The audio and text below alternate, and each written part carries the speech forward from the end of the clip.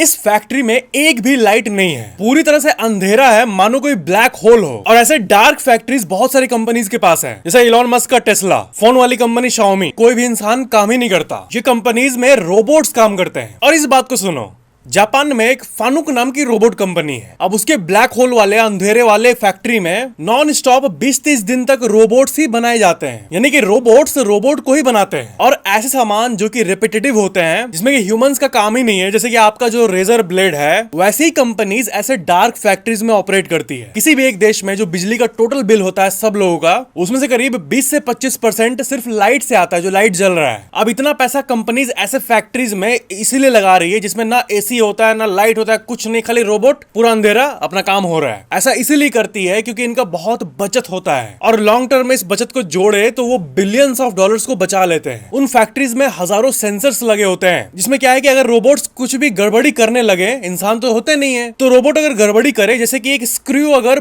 0.1 millimetre से भी हिल गया तो वो पूरे चेन को खराब कर सकता है, पूरे प्रोडक्शन चेन को। तो 1 मिलीमीटर स्क्रू घसक जाए, उसके पहले ही वो रोबोट्स अपने आप को ठीक कर लेते हैं एआई की मदद से। और एरोप्लेन पार्ट से लेके माइक्रो चिप्स जो कि कंप्यूटर में होते हैं, सब कुछ बनते हैं इन स्टोर्स में। यानी कि हम लोग जो डिस्टोपियन फ्यूचर की बात करते हैं कि इंसान होंगे ही नहीं, फैक्ट्रीज में रोबोट होंगे, ये चीज बिल्कुल सच होता हुआ दिख रहा है भाई। और इन सब चीजों का ड्राइव मोटिवेशन क्या है?